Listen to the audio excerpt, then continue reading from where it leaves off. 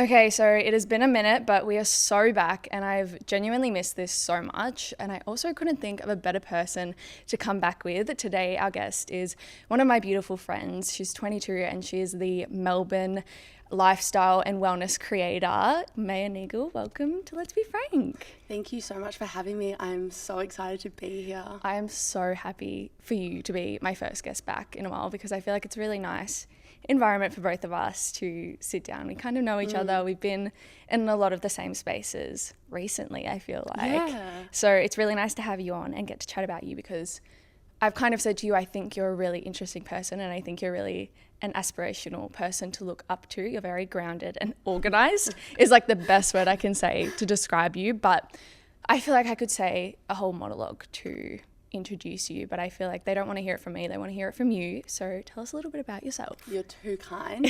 Well, as you mentioned, I'm 22. I'm currently in my final year of business and marketing. I'm graduating this year, which is so exciting. Yeah. I'm in the midst of completing my certificate in health and wellness coaching, which is So a little good. side Just quest I'm something on. extra to add on top of your to-do list, honestly. But yeah, I'm a middle child. I've got two sisters. And yeah, that's kind of me in a little nutshell. I love that. And I think, yeah, I'm really excited to get into more of your story because I feel like you've done so many fun side quests as well along the lines of being this really educated, well-rounded girl. So I want to talk about kind of before you got into content creation, before you went on your exchange, before all of like the wellness stuff you've dove into recently. You took a gap year out of high school when it's kind of not really the norm for a lot of people in Melbourne, I think, especially in our areas, to take a gap year. I feel like the norm is to go straight into uni. What made you want to do that? I think, well, originally I went and I was studying media for 3 weeks and then I just thought this wasn't for me, and I think I didn't want to waste the time and waste the money, and my parents were relatively supportive of me taking a gap year, which I think really helped. But I just think there's so much pressure for kids 17 and 18 to have it all figured out. And I think it's completely okay to pause and think about what you want to do. And I just didn't, I think me taking a gap year, a lot of people would think, oh, you're falling behind. I just didn't want to move forward in the wrong direction. Yeah, it's pretty much. It's such a big investment as well into yourself, into your life and financially. Absolutely. To jump straight into it as like a freshly 18-year-old. At the time, you probably think you know exactly what you want to do, but you're still a baby. I had no idea. No. Did you feel the pressure at any point in those 8 months off that you were kind of doing the wrong thing and you should have gone to uni like everyone else? Absolutely. I think when you don't follow a conventional path, that feels really just like naturally, that feels uncomfortable. Yeah. But I think I had a reason for why I wanted to take a gap year. I wanted to go traveling around South America for 6 weeks and I needed to save up for that. So that was kind of, I guess, my reasoning. Yeah. And I think that reasoning helped anchor my decision. And I think that helped tune out the noise a little bit. When I was feeling the pressure from other people or felt like I wasn't doing the right thing, I just kind of kept reminding myself of the reason why I didn't do. And it was the right thing for you. And that just really anchored me. Yeah, absolutely. You said you travelled around South America for 6 weeks. Yes. Insane. That would have been so fun. What do you think those 6 weeks in South America gave you that working full-time didn't? Probably the space to think. I think when you're working full-time, there's not really much mental capacity for anything else. And I think, I didn't necessarily come home from 6 weeks of traveling and have a plan, but I came home with just more clarity about like who I am, my interests. Learn about yourself. Absolutely. Learn about myself. And I think there's, so much research that I feel like so many travelers know that, when you go away and it gives you the opportunity to kind of, have an open mind and explore different cultures. And I think it also gave me a newfound appreciation for living in Australia as well, which maybe I didn't have before I left. Yeah, absolutely. Yeah. It sounds like an insane experience. And so I think a lot of people that go away and travel instead of jumping straight into uni come back with so many benefits and so much life experience that maybe jumping straight into uni and almost staying in your comfort zone of where you grew up and then staying in Melbourne probably wouldn't give people. And so many memories as well. I went with two of my girlfriends, so we just had the best time. Yeah, absolutely. Before and after you went to South America, you kind of were working in marketing within the wellness areas. Do you think you were drawn to that area of work naturally, and do you think it has anything to do with where you've ended up now? I think maybe a little bit of both. I mean, I wasn't strategically planning on going into the health industry when I was that young, but I think a lot of factors came into play. For example, like my mum's a Gestalt therapist, my dad used to do counselling, and I think that sort of their level of understanding kind of manifested into me, and I think that really like primed me for the health space. So I think that maybe guided me in a way, but I don't think so. I wasn't strategically thinking about it. No, not strategically. It was kind of already implanted into your brain. Going along with that, you also kind of went into the realm with uni as well, business and marketing. Were you always planning on wanting to do something of your own, or was it kind of spoken about within your family? How did that kind of come into your mind of that being your goal? Both my parents work for themselves. So my mum has her own practice. My dad runs his own business. So I think, working for yourself wasn't taboo or something really scary. Unachievable. Because, it wasn't something unachievable, which I'm really grateful for, because I think I got the exposure that it's, to them, which made me think it's possible and it's not really scary. I think also as time has gone on, I know my values more, and I know I value flexibility. I value my autonomy. And I think having a little taste of that when social media started, I just really now struggle to picture a sort of life where that isn't the center of it. So I think that's why, those two reasons, I really wanted to go off and do my own thing. However, that being said, I do think it is important to work for other people and gain that experience, and that also has so much value. So I'm not structure. saying, So I think, that guided me into finding what I like and what I value. Yeah, definitely. I think the main thing I was really excited to talk to you about, because we've kind of spoken about it loosely when we've just been hanging out at events, but your time in Copenhagen and your exchange to Copenhagen when you were in uni last year. I feel like I really tuned into your content when you were in Copenhagen and started recognizing you as a person, as crazy as that sounds, but you know what I mean? You start seeing someone reoccurring on your feed. I want to know why you chose Copenhagen. I think there's so many reasons. I think number one, it's such a safe city, and it is repeatedly one of the safest cities in the world. And I think as a woman going overseas, not only to live, but I was also going solo at the time. Absolutely. I think that was just a huge priority for me. I also think it's one of the most beautiful and considered cities in the world. It's incredible, and I think that also influenced my decision. I also was always fascinated by Nordic countries. I'd never been to Scandinavia, never been specifically to Copenhagen, so I think that also kind of influenced my decision. Yeah, definitely. Tell me a little bit about some of your highlights from when you were there.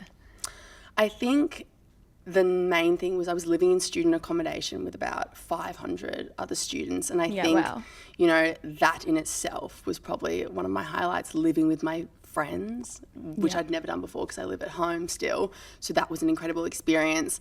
I think also as Australians living in Europe and being able to just be let's do a trip to Amsterdam for $150 and be there in an hour and a bit. Crazy. The novelty of that's pretty insane. Yeah, absolutely. I also, as you just said, you live at home. What was the shock of living alone and in a completely different country to your family like? I think it wasn't necessarily, a shock, but it was a bit of a revelation, I went overseas and I think I really surprised myself with my self-efficacy. I think there's something to be said about being really independent at home and then being really independent in a completely different coury. So I think so many things you have to figure out. So many things, and I think I really proved something to myself there.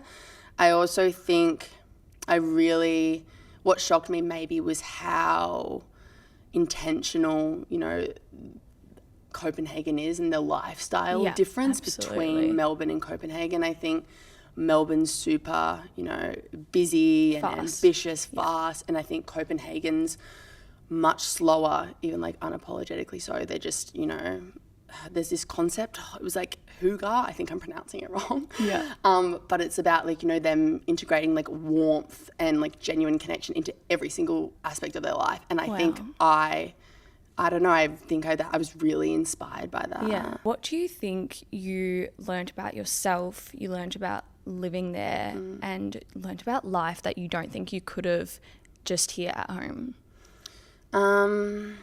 Again, probably this space. And I think, you know, we're so influenced by the people around us, and not in a bad way, but our families, our partners, our friends. And I think definitely. I had the space to think about what I actually wanted, what my own opinions were.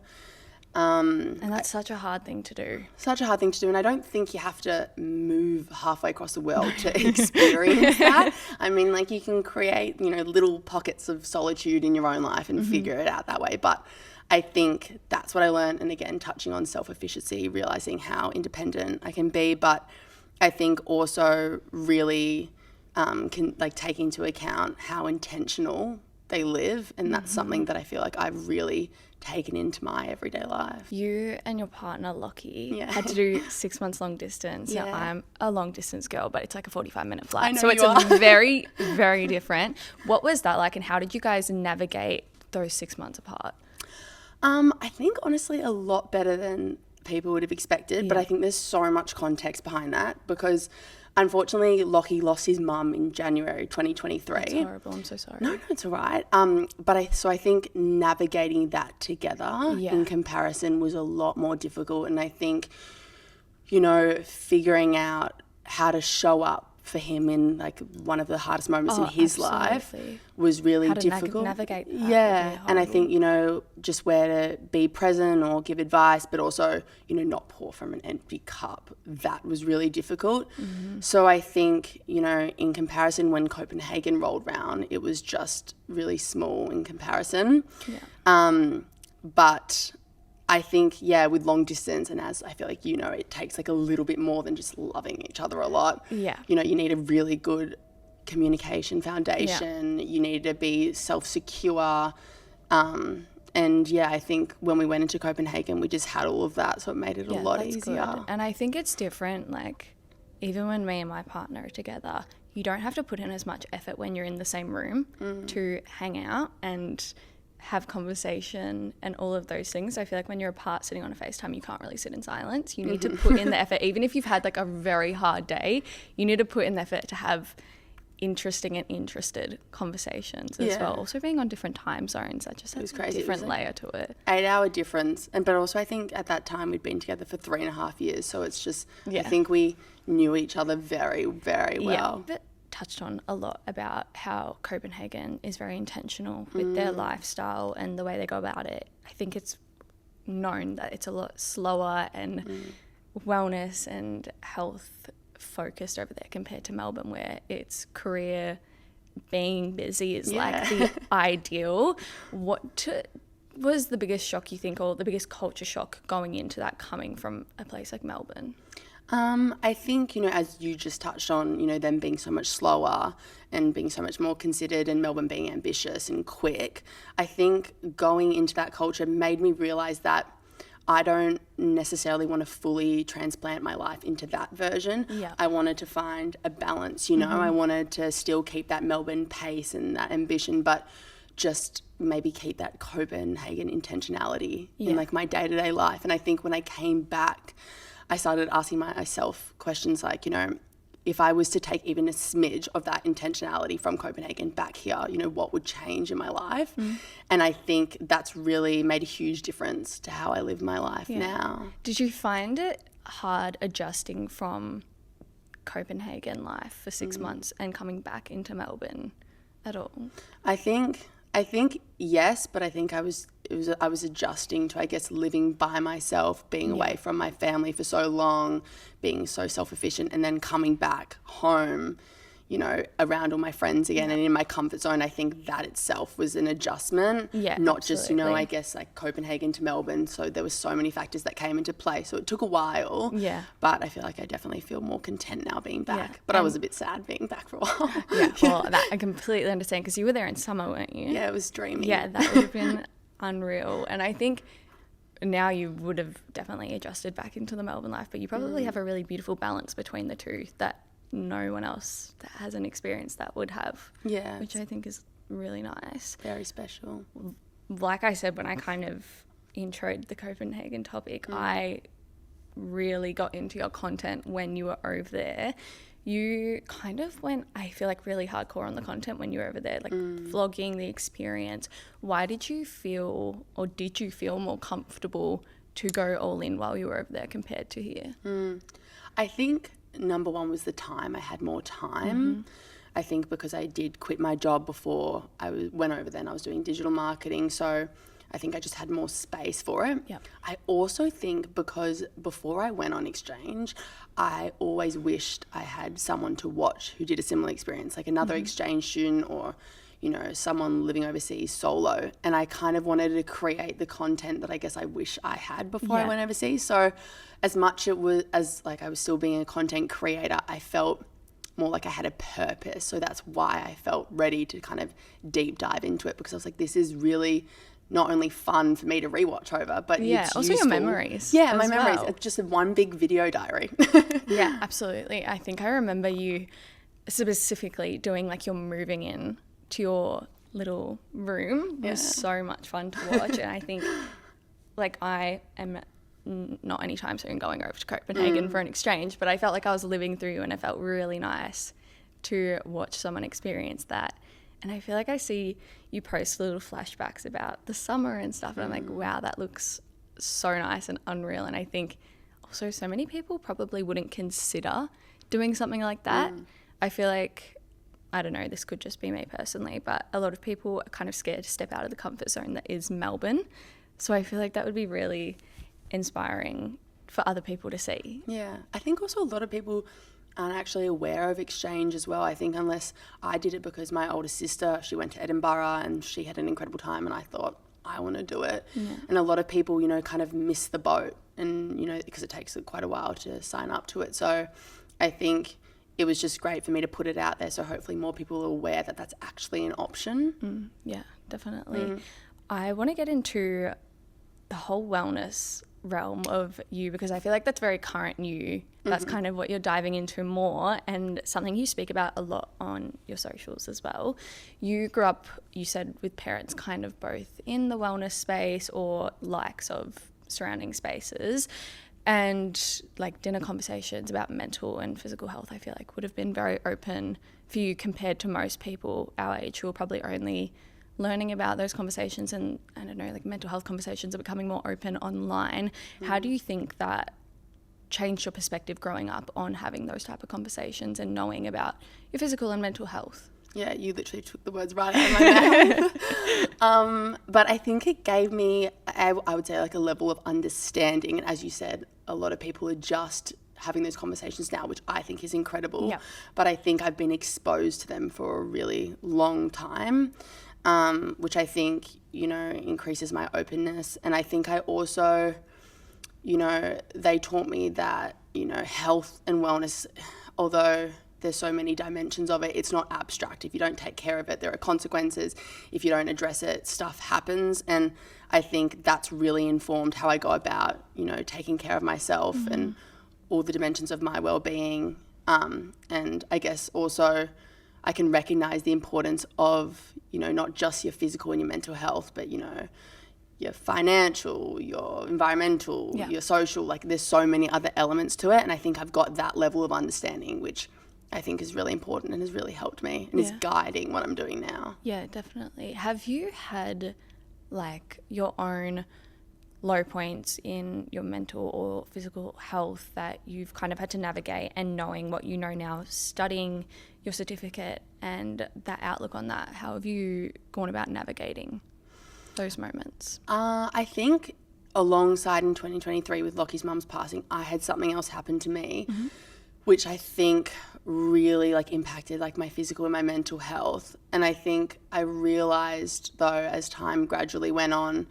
how it's such like a domino effect. You know, if you take care of your physical health, it takes care of your mental health. If you take care of your mental health, it improves your social health. Like we already said, like people our age are only just having these conversations and feeling comfortable too. So I think the main thing is that you grew up with parents who had these open conversations with you. So navigating mental health conversations, or if something heavy that you have to deal with happens, you kind of know how to navigate it probably better than most other people your age. I also think as well, my two sisters, like they suffer with like chronic conditions as well, like immune disorders. And I think that's also made me very grateful, but also very aware of my physical health. And so I think that's also come into play, you know, with the work that I'm and the direction that I'm heading in. That's also just another reasoning for why I'm kind of going behind it. Yeah, because I like saw them struggle and seeing them struggle, and I think I'm very lucky. So I think, you know, why shouldn't I use my platform to kind of, you know, I guess help others in a way. Yeah, definitely. And bringing that also into the social media side of health and wellness, and we've had this conversation, and you've had this conversation on your social media about the two dramatics of wellness online, and I feel like it's probably one of the most saturated topics on like TikTok and Instagram right now is health and wellness and like looks maxing and all of those fun things. It's a lot, and I feel like it's a big rabbit hole and people can drown in it. So I'm wanting to know, like, what's your opinion on where the space is at online right now? To address like the two extremes, like it's so reductive, because I feel like it just like breaks it down. It's like, oh, it's just physical and mental health. And as I mentioned before, and what I'm learning in my wellness, health and wellness course, is that there are so many dimensions. And I think that 5 a.m. club, you know, if you aren't part of that, you're deemed as lazy. And, you know, if you're part of like the slow living, it kind of, I guess, assumes that you have 1 million hours in a day and you don't have any obligations. And I think also the guilt that's attached to like both of those extremes as well. It's like if you aren't part of the 5 a.m. club, you feel really bad about yourself, like you're not doing enough. And if you are part of that, you know, slow morning, like, you know, maybe that you're not progressive enough because you're not ambitious enough. Like, it's just, I think the guilt associated with those two extremes is not ideal. I also think in general with the wellness space, I think, you know, I guess it's a real emerging industry, and I know I'm just, I guess, you know, getting more invested in it now, but I feel like it's always been something I've been really interested in, but I think I'm just leading with it now. But I think people just like craving a lot of honesty. Because I think there's so much misinformation out there, and I think it's really important for me to remind myself and my audience that I'm not an expert, I'm not a professional, and there's a difference between, you know, giving advice and teaching people and sharing. And from life experience as well. So giving advice from that. And I think, I think people are just drowning in it nowadays. And it's not a new topic. Like health and wellness culture has been around for literally forever. And it's been on social media since social media started. It was on Tumblr, diet culture in the 90s, the model culture in the 90s to now, and it's just going to keep going. And I'm kind of wanting to know, like, what is your goals posting on your socials about your life experience in wellness and what you're doing to live a full, healthy, whole life? Like, I guess what I want people to like feel when they come to my content. I think number one, I want people to feel maybe a bit of relief or welcomed. And I think because there is so much noise, and, you know, I think a lot of people don't know where to start or feel like they're not doing enough. I feel like when they come to my page, I want them to feel like, you know, it's just a warm conversation with a friend who maybe's done like a little bit more research than them, or, you know, knows a little bit more. But I just want them to feel, and I guess walk away with a feeling that, you know, I don't think wellness, and I think this is the problem, is wellness, I don't think it's something that you arrive at. It's just like something that you're gradually working on. And I think I'm integrating into your life. And I'm thinking I'm really pushing that narrative. Is it's like, even me myself, there's not a single section of my well-being that I feel like I've fully arrived at. And I think I want people to arrive on my page and have that same sense of, oh, like, you know, this is a you know, something that I can apply to my life and, you know, it's realistic and it's, you know, achievable. That's kind of sort of what I'd like. Yeah, definitely. And I think from watching your videos and listening to you speak here, the type of wellness you are trying to show and put out there is just a really full, holistic approach. Like you said, social, mental, physical. So what does like a Tuesday at 7 p.m. where you're exhausted, but you need to feel a little bit more whole, you want to integrate a little bit more wellness into your day, what would that look like for you being balanced? Yeah. Let's just say, for example, if I like haven't exercised that day, it could be going for a walk after dinner instead of doing like a 45-minute Pilates class. Or it could be, instead of making some huge dinner, you know, with all your veggies and everything, maybe like cooking beef sausages and cutting up some capsicum, you know, something like still sustainable but so easy.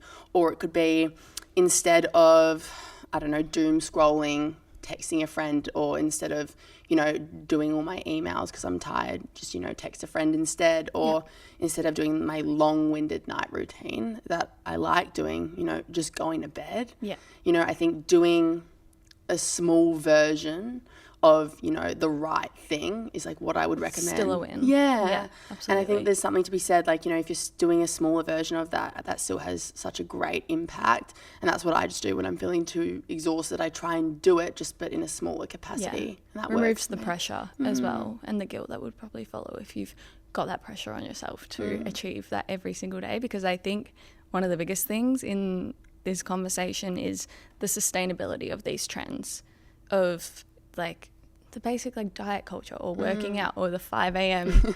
run club. It might be sustainable for some people, but for me, not sustainable. It's like a 2-day thing, maybe. You need to find something that you can, like, the whole point is to find a version of wellness that fits into your own life. Yeah, and I think absolutely. That's what a part of the problem is that there's not enough conversation around that online. And that's what I guess the narrative I'm trying to push as well. Definitely. Where or what do you think you're still trying to figure out when it comes to your wellness or balanced routine? What do you think you haven't nailed yet? If I'm going to be completely honest, there is not a single aspect of my well-being I've fully arrived at. Like every single aspect, there is something that I could improve on. Yeah. And as I said, like, it's not something that you ever arrive at. I think the importance is to stay, you know, to stay curious, stay willing, stay wanting to learn. I feel like every day I want to be better than I was the last, but I don't think there's a single aspect that I feel 100% confident in. So that's my honest answer. Yeah, and everything. I love that because it's true for everyone, I think, because we're continuously growing as people. So I think that, that is a very honest answer, and I appreciate it. And I just don't think anyone's fully arrived. No. Yeah. No, you can't, unless maybe you're 80 years old and you figured it out, I think. You've said, and I think it makes complete sense, that people come to you for advice a lot on a plethora of things.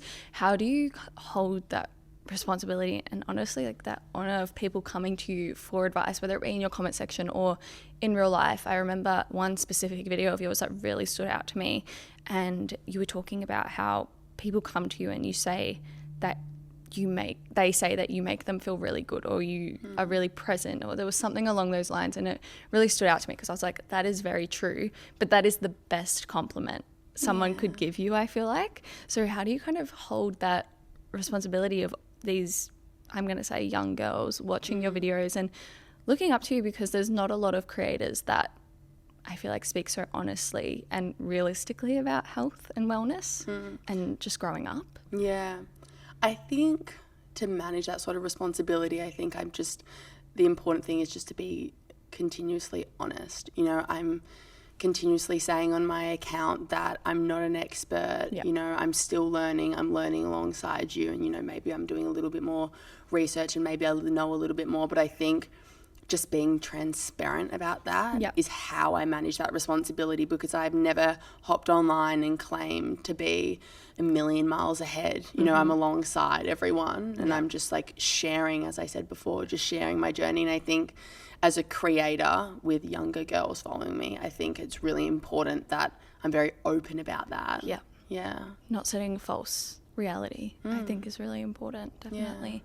And kind of going into, you know, your following and the girls that follow you and the messages you're putting online, I want to go back into the content. We touched a little bit about it when you're in Copenhagen, but going back to the very beginning of when you first started posting online, what was the response like to you posting online? Well, I think initially it wasn't that my parents and friends weren't, I guess, supportive. I just think they didn't understand it. Yeah. You know, when I kind of originally started this industry, it wasn't something that a lot of people knew about, and I didn't even know myself. I think, though, the one person that was really supportive from the beginning, though, was Lucky. That's so nice. That's so nice. Even though he had no idea what was going on, I think he was definitely the most supportive by far. But I think also, obviously, initially when you start and you go on a path that maybe isn't the route that everyone takes, there's always snarky remarks or, you know, people saying things behind your back. But I honestly think that is a rite of passage when you go off and do something that a lot of people aren't doing themselves. I think that's just rite of passage. I think it comes from more of a place of unknown and like confusion, maybe, of not understanding how it could be a job or what you're actually doing in a day or the process of all of these things. I think that's more so where it comes from when it's unknown. 100%. And it's not necessarily a place that's malicious or, you know, people are jealous. Exactly, like it's just unknown, and I didn't even know what I was getting myself into. And I think also without those visible markers of success, people don't really know what you're doing and they don't understand it. And I think that shift changed when, you know, I started working with more credible brands like Apple and Dyson, and then my dad was like, oh, you know, I know that brand. Yeah, it's as soon as your parents know a brand and then they click and they understand. Like, oh, that's actually pretty cool. So it's serious. I go, it's been serious for a while. Yeah, it's been serious for a while. You just don't know the names of the brand. Yeah. It's literally. How do you think the content that you're putting out now differs to when you first started, and what you're willing to share and not share? How does that differ? I think when I first started, it was more just me getting my name out there and experiencing a lot, but I think I'm a lot more intentional now with the way I'm going about my content, and I have more of, I guess, a strategy. But I think initially when I was just starting off, I was, you know, looking at other creators and kind of not replicating, but following along on what they were creating and what was doing well for them. Which is the name of the game. Yeah. And I think a lot of other creators kind of would follow that same path as you start off, and you kind of start with everyone. But I think as time has gone on, like I feel like the most magnetic thing you can do is just be yourself. Yeah, and I feel like absolutely. people, again, like people are craving honesty or like authenticity. And when you kind of do that, I feel like my best videos that go the best are the unedited ones, the raw ones, and I think people can tell. What do you think your audience has taught you throughout this whole journey? Probably that they want, you know, instead of being taught, they want someone who's relatable or they want a friend. I think that's what I've realized, and a lot of people are craving that connection and that community, and I think that's what they've taught me. You know, they don't want someone who's acts like they're above them or, you know, shows them really unachievable things. I think they want something that they're inspired by but like still is within their reach. Yeah, definitely. And I think that's what they've taught me. What do you want someone who comes to your page, a follower or someone new, what do you want them to walk away feeling, knowing, learning, thinking of you?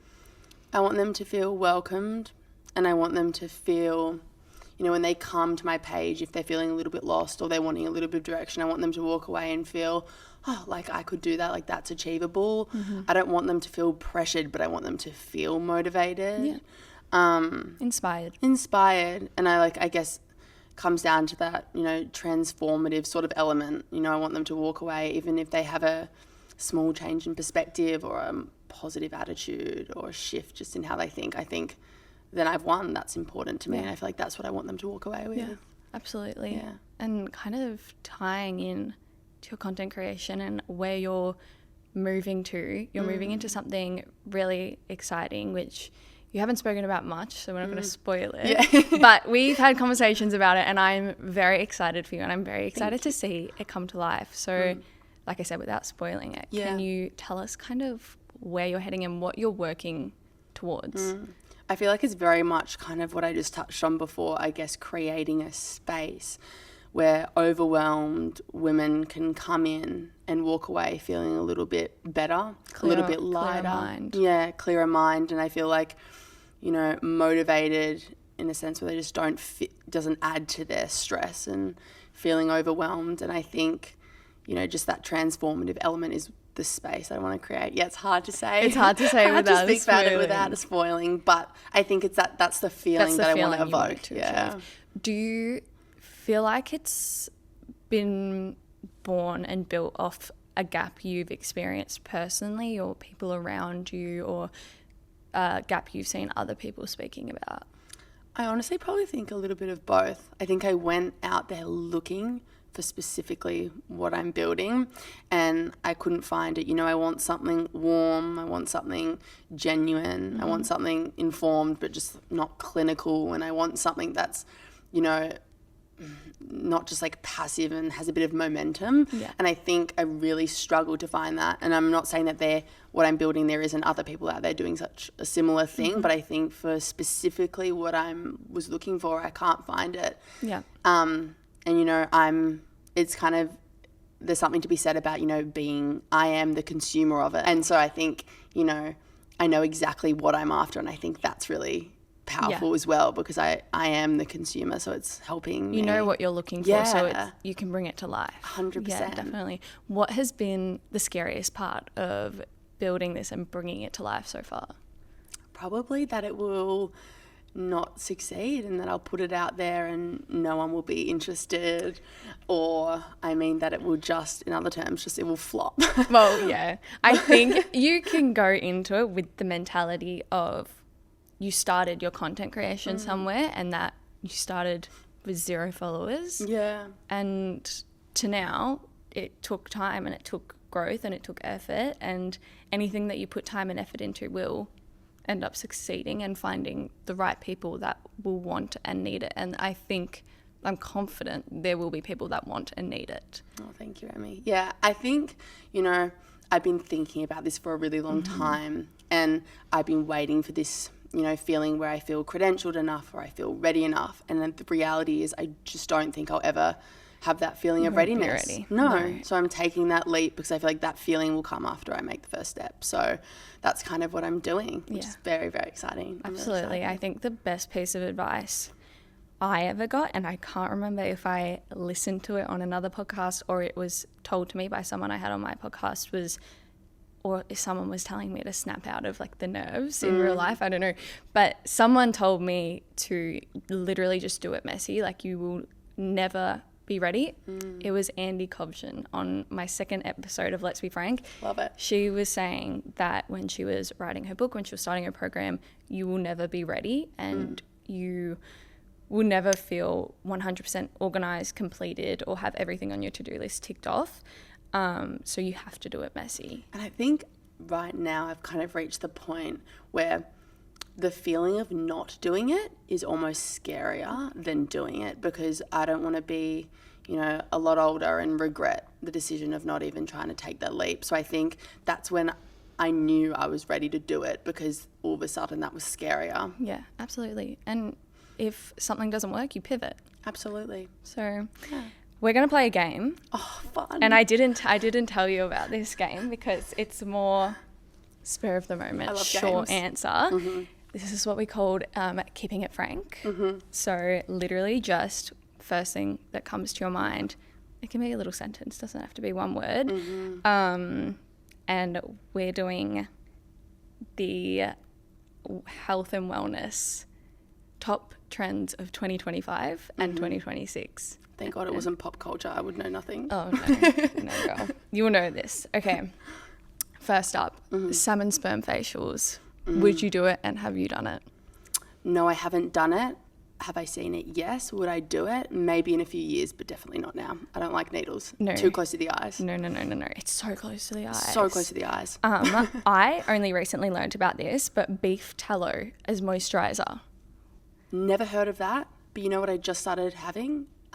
Beef bone broth. I've heard heaps about that. Yeah. I don't know the benefits. I think, God, someone can correct me, but I think stronger bones, clearer skin, and you just put a little teaspoon in a mug and have it. But beef tallow, and maybe I have to get onto that. What's the flavour of it like? Well, you can get different. The one I had it last night because I wasn't feeling that great, as you can tell by my voice, and it had ginger and turmeric in it. And it's quite salty, but it's delicious. If you like meat, I feel like it's just nice. It's got that hearty feel to it, but it's not actually heavy. Okay. Yeah. I need to try that. But yes, I would try that. Okay. I feel like this is more of an American thing that I've seen on TikTok, a sleepy girl mocktail. What? No, I haven't heard It's like that. a concoction they make before bed. What's where I it? feel like it's very American. Probably not. I feel like I'm very lucky. I already sleep quite well. So Lucky you. Yeah. So I feel like if it's just kind of unnecessary, I'm like, there's no need. You know, there's so much out there, and there's so many supplements and, you know, So many things to do. liquids, exactly. So I think that's a pass for me. Yeah. No. Or a ring / Whoop. Do you think tracking those really finer details is positive and helpful, or do you think it could make people more anxious? I think it depends who you are. Yeah. It really does. Like my little sister has an Oura ring to help her, I guess, sleep. But I know I've seen that sort of, I guess, impact some people because they'll wake up and they'll feel fine and they'll look at their thing and they'll say, oh, my sleep score's 30. I'm so tired. And I just, well, let's actually first listen to your body and how you feel before you just let that determine how you feel for the rest of the day. Yep.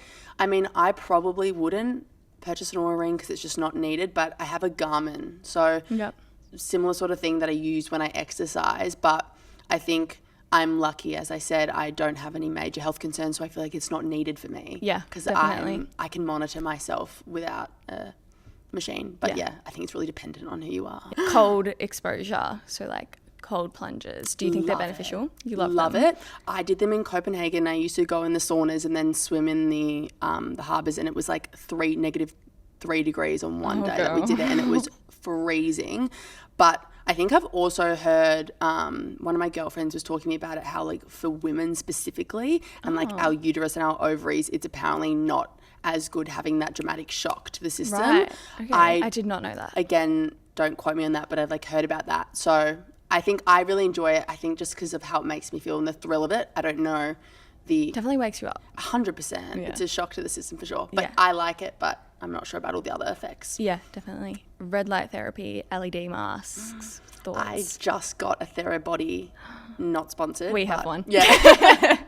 I just got a TheraBody lead face mask that I'm yet to open. So I'm really excited to use it. It's very good. I've heard incredible things. So yes, I think it's an additional step aside. It's not. You know?